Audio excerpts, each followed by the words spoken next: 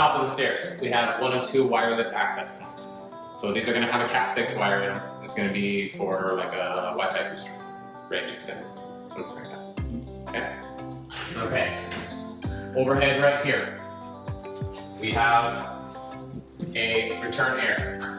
Right next to that is going to be where the air comes out for the ERV, the fan that we talked about on the outside. So this is going to be the primary filter location for the ERV.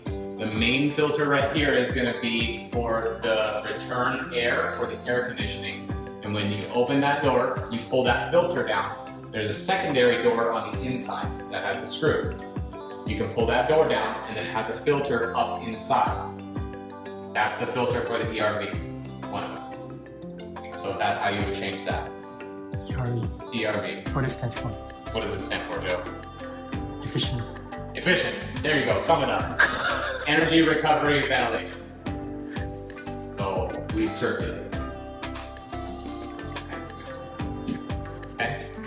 And then the air will come out of the ERV through those louvers right there. That's the vent for the house. Okay. So all of the bathrooms are going to be equipped with this type of switch, this vacancy switch. And then over here, right next to Joe, is going to be the switch that does all of the bathroom GFIs. So if you lose power in your bathroom, this is popped out. That's why. If you still don't have power in your bathroom, check the panel. If you still don't have power after that, and it's not an Edison outage, okay, we'll fix it for you. All right, and then. What's the display? So this is the same as the rest of the plugs. This is just going to be where it first comes in from the panel. So this is the first outlet that comes in off of the panel, off of that breaker. This is the first location where it goes into the home. That's why it has that switch. So everything ahead of that, if it senses a ground fault, it's going to all come back to this first outlet and it's going to pop and then nothing else has power. That's how we achieve that. For all the bathroom. Correct. Yeah.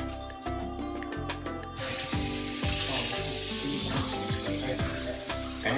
And then, did I get it right on the first guy? And I'm good. All right. So underneath here, that little black hose right there. That is the primary condensation line for the air conditioning. That's how we get rid of the water, the main way. Yeah, the secondary is outside the window right here. So that primary condensation line is going to be what's draining the water from the air conditioning over here. And it will actually be falling and hitting water on the trap right here. So what is normal is to hear a little bit of a gurgling noise on this sink. A little bit. If it's loud, that could be a problem on the trap. We can let it run. It'll overflow. Call us. Let us know. Okay. And then above that, that is the Studer vent. You can get that big way so you can see too. The white one? Yep, that little white cap right there. That's how we vent the sewer right here. And you'll never smell anything or hear any sound or anything like that coming from any of those Studer vents due to that cap. So, pretty cool feature. And I might just stay here. I don't know if I can get our.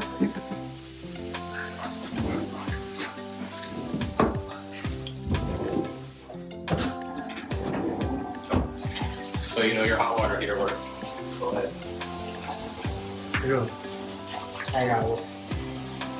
Want to get it? Come on. Good. Oh. It's set to 120 degrees right now. We cannot. Oh, it's too hot. I don't have a feeling. All right. You gotta stop it right here.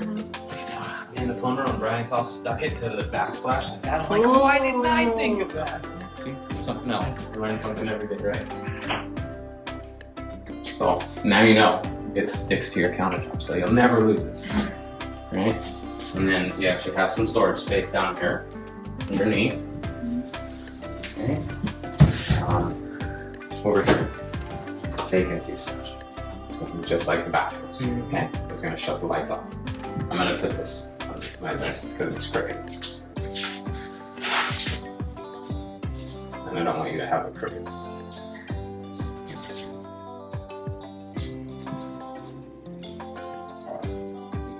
And then behind that door right there, we can fit. We'll fit. Come on. Oh, you closed her out. Man, I'm sorry. I didn't do it. Well, just the low voltage panel right there. We screw it shut so that way nobody gets into it. Because we want to make sure that all of your low voltage wires stay protected. So it has an outlet on the inside. So when you go to set up all of your TV, internet, phone, stuff like that, this is going to be where they're going to put like the router. And over here, we're going to have Another barbecue hookup. another barbecue hookup. So you can have a hibachi in the garage. You can have a little hot plate right here. Forget washing clothes. You have a sink for that, right? Dryer, gas dryer, venting for that right here. This is the arc fault protected outlet that we saw downstairs. This is going to do that. And then your washing machine hookups and drain for the washing machine. Okay. Above your head right there is going to be the transfer grill. The transfer grill is necessary in here because it's humid in here and there's gas. So we want to make sure that air flows. Yeah. And then above you, there's going to be the attic access for this portion of the home. We have to do that. Yeah, we have to do that because of the way that the roof is designed. There's a portion of your home where the roof changes direction and you can't get from one side to the other. So you actually have to have an access here and then an access on the other side. Over here. Clean up. Master shower and separate tub. I'm gonna clean this one more time for you guys before you come back to do the second block. Rain-X. Spray Rain-X on the inside of the glass like you'd use for your car windshield. Put Rain-X on here and then the water doesn't sit like that. It'll just beat up and fall right off. Really cool, so you don't have to squeegee the shower because I never do that. Okay. Here. These tick marks right here. The little yellow lines that we have at each of the areas where the trap connects together. Those are indicator marks for quality control from our plumbing company that say that they have come in and they've checked everything and it's free of leaks. The reason why they do that, they put one on this ring right here and then they put one on the pipe itself. The reason why they do that is because if somebody comes back in after they've checked it and made sure that it's free of leaks and they open it up, you're never going to get that line to line back up. It's like almost impossible. That's right. So that way we know when we come in and we look at the home, we say, okay, the plumbing company has been here, they've checked everything, or if we see them and they're not lined up, that means that somebody took it apart. So I better know who took it apart and that they put it back together, right? Okay.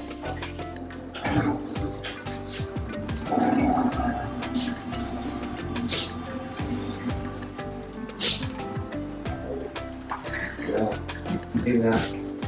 We have to tell the truth. There we go. 那个烟雾警报器，每个房间会有一个烟雾警报器，然后每层楼会有一个烟雾和一氧化碳警报器。Over here. Have your modes. You can cycle through. Cold, off, hot. Leave it on cold. We don't want it to be hot. The fan. You can change it from on to circulate to auto. I just leave it on auto. That way it just comes on when it needs to come on.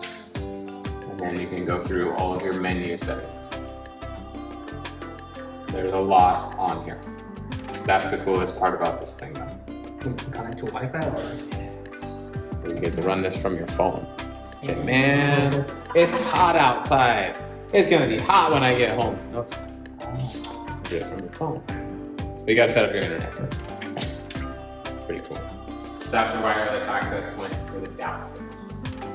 Okay. So just remember that in the hall. In front, you have speaker pre-wired. So you have all of the wires in the ceiling for the speakers. You have the ceiling speakers over here, and then you have a subwoofer over here. Pretty cool. And then it all comes back to this point right here. So all of those wires come back to this location right here. You have power down here. You have this plate, how it lines up with the top like that. This is a Smurf tube. So it's actually a tube that's inside the walls, like 1.5 inches in diameter, goes from box to box. And when you pull that plate off, it's open on the inside. You put a rope inside of it so that way you can pull your stuff through. But when you have your TV up here, you have all of your components coming off of it, you can put it down inside the wall so you don't see any cords hanging. Pretty cool. Ethernet and cable. Power top and bottom. These things, man, oh man. So we wear safety vests that have reflective tape on them. This is a funny story, true story. We would go through, me and my coworker Brian, we would walk through these homes, and we would walk by like this, and the safety would come on. When we were just walking by, we're like, what the heck? Man, the range on these things. But yeah, you got a nice fancy faucet here. Wow. Okay, we didn't know this. Yeah. We're like, man, guys, these are all defective.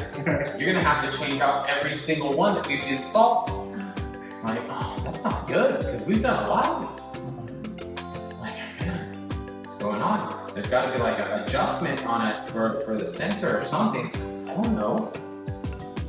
I don't know how the plumber figured it out. He's like, oh, we're like this. With the vest on, goes off. I'm like, how did he figure it? For some reason, the reflective tape on the vest was setting that sensor off. And I mean, it would do it from like all the way over here, and it would set them off. I'm like, how did you figure that out, man? That's some magic right there. Here. And then it also operates. And then the head comes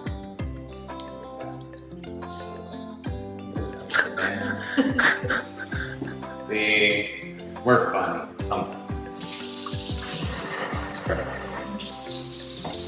What's that? Air gap for the dishwasher. So when the dishwasher drains, it comes up. It's got to catch breath, right? Just like the rest of the plumbing system, it's got to be a little drain. This is how we get air to it. So it comes out and goes in through the bottom of the garbage disposal. Now to the sewer. Okay. So if you start getting like a smell that comes from here, this is plugged up. You can take this off. This unscrews. You can get this out. It's kind of gross. But that's how you clean out the hair gap with the dishwasher. Underneath, we put a sticker right here. This sticker has customer service information on it. This is going to be how you will contact Pulte if you need to submit a service or report. It also has Whirlpool's contact information on it. So all of the major appliances in the home are warranted through the manufacturer. It's not warranted through Pulte, it's warranted through them. So all of your appliances, it's all Whirlpool warranty. Okay? And we have a little form in here that tells you, because you bought Whirlpool through Pulte, you get an additional year of coverage. So you normally have 1 year of coverage, you get 2 years. Right? I get 2 years. You get 2 years. So 1 year from Whirlpool, 1 year from Pulte. No, 2 years from Whirlpool. 2 years from. It's a special that Whirlpool does because Pulte Pulte. uses their product. I see. Yeah, pretty cool. All right, so underneath we have the garbage disposal switch. Go ahead, Joe, do the honor. Yep. All right, and then man, I still haven't recorded a video of doing it yet. You want me to do it? I can do that. Yeah, but I gotta show it on my phone. So up underneath the garbage disposal, if you flick the switch and it does nothing, you just hear eh. That's because the blades are seized and you need to spin them to get whatever's in there free. So take this little wrench and the hole in the middle, the wrench fits into it. See that? You can spin the blades manually. Oh. This will free up anything that has got the blades stuck. Okay? Alright, so we went over the oven already, the cool pizza features and all that stuff. We'll show Joe's audience though the cool little cookie sheet rack that you don't have to burn your arm hair off the top of the oven.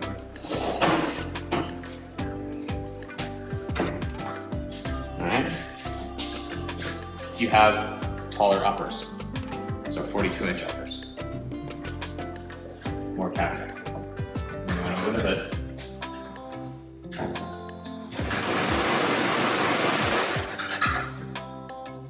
And the filters for these, again, one more time.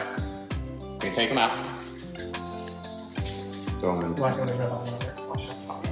And soap. Like Dawn dish soap. Dawn works amazing on like everything. It's like duct tape.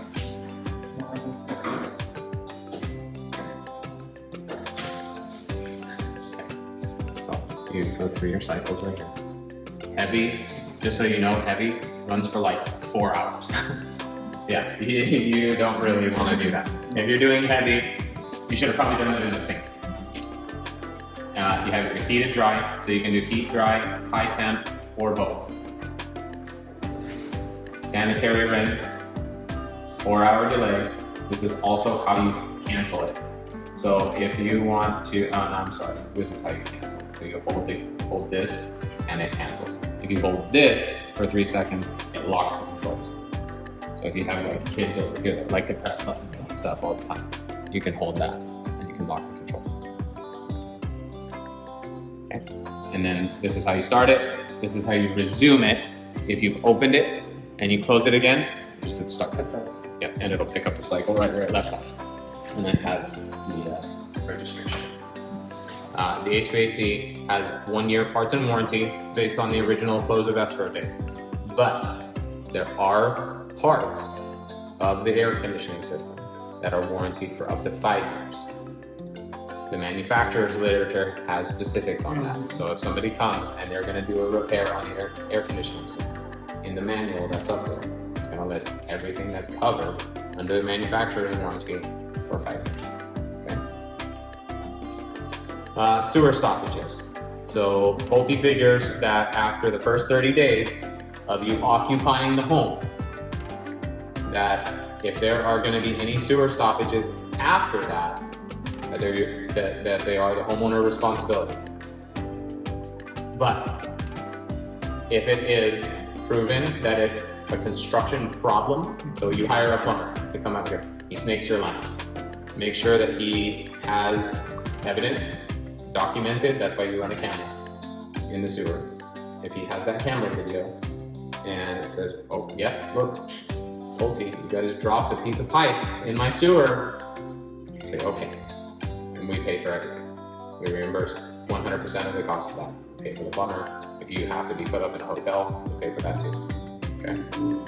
So after 30 days. Right? Yeah, what kind of hotel? I don't know, where would you go? Maybe Ritz-Carlton. Oh man, I knew he was gonna say that. See? He's just so fancy. That's why I brought that sparkling water. I knew he was coming. In Ritz-Carlton now. Yeah, see? Yeah, now settling. Right? Alright, settling. So, since this is a brand new home, there is going to be some settling that's going to occur with the home. Not so much on the dirt, but the wood for the home. The wood is going to move Move around a little bit until it gets into the place where it's going to stay. And it's going to stay there for a long amount of time. The reason why we talk about that is that there are cracks that will happen because there are products that are used on the walls of the homes that are rigid. It's solid material. The stucco on the outside of the home, as well as the drywall on the inside of the home. And caulking is homeowner maintenance. So there are quite a few areas that are caulked. On top of the baseboards are caulked. On top of the base shoe is caulked. This kind of stuff, that's not really going to split too much, but at the ceiling to the wall, that transition is caulked all the way. The windows, where the windows are attached to the drywall all the way around, is caulked. So settling will cause cracking at locations like this. It is normal. That's why we say it's maintenance. So you want to keep like they have a it's really handy for doing stuff like that. So but that is a normal thing that will happen. Okay.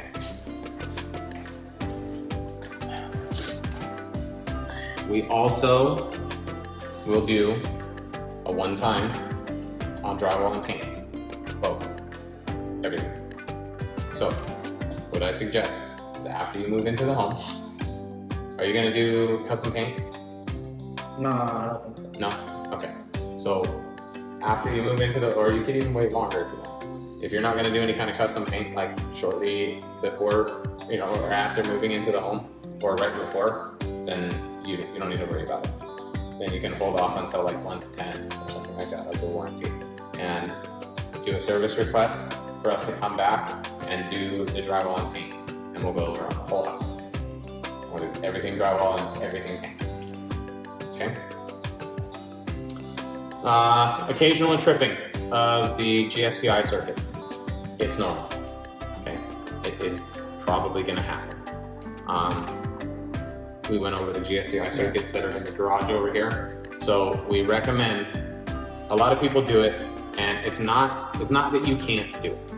It's that we don't recommend it, because more often than not, having a refrigerator or a freezer in the garage can trip the GFCIs. And that's going to happen more often if you have those kinds of things. So you have a freezer and you have a fridge outside and you run power tools in the garage, you're probably going to pop that circuit. And the more often that you pop it, the less time it's going to last, because those can only pop so many times before they're not good anymore, and you need to replace it. So we recommend that you don't put large appliances or run heavy power tools that draw a lot of amps in the garage. Question. Yes, sir. From one of my clients, because they do have an extra refrigerator they won't put it inside. Do you have an ideal location? An ideal location? Yeah, not trip the fridge. Well, I'm gonna always recommend that an appliance like that has a dedicated circuit. Right, but they don't. It's the same house, Poti house. Because Okay. they want to buy like a small wine cooler or whatever. Oh, that would be fine. Anyway, And that could go, well, okay, so in the dining area, like in this home, Right, yeah. in the dining area and the kitchen, everything this way Okay. is a 20 amp circuit. 20, okay. Everything from this way back that plugs are 15 amps. Okay. So like the dining area and the kitchen are going to be 20 amp circuits. So you want putting the 20 in where the 20 amps are. Okay. And preferably something that's not on a GFI circuit. So like the dining room. Okay.